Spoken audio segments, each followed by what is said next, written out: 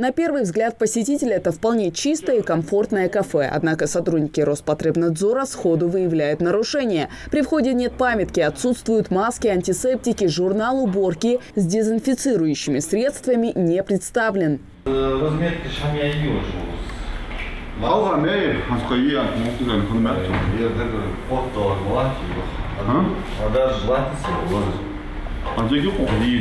Антисептик халис, при входе маски халис, на дистанции обязательно.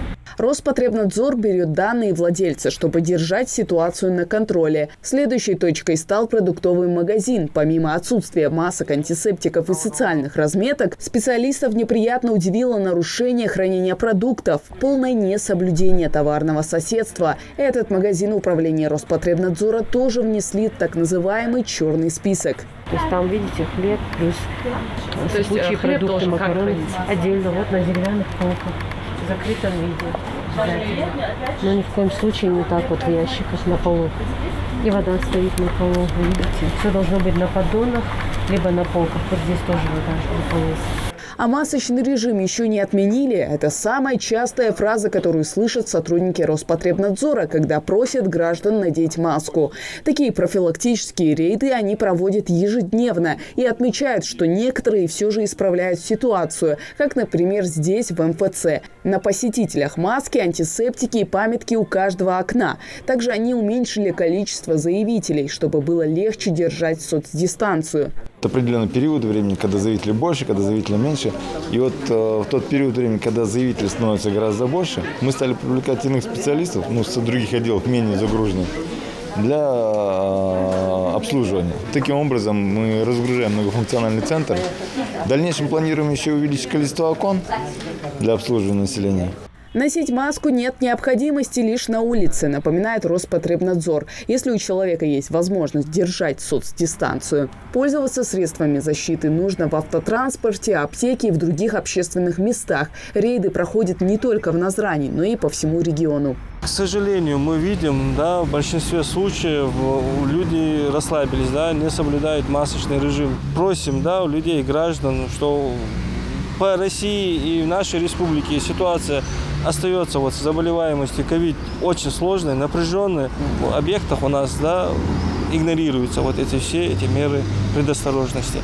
При выявлении нарушений, как я уже отметил, мы их будем привлекать к административной ответственности, выдавать предписания и следить за тем, что они выполняют или нет.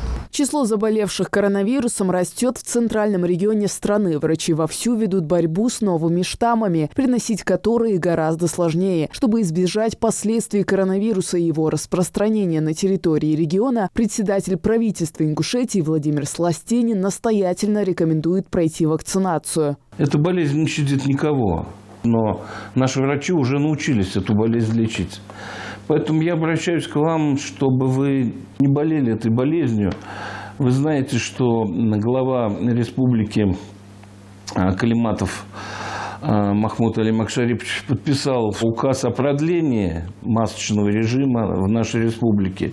Болезнь никуда не ушла, она только чуть-чуть спряталась. Вы видите, что происходит в Европе. Поэтому прошу вас ограничить коллективное пребывание, соблюдать масочный режим, беречь себя.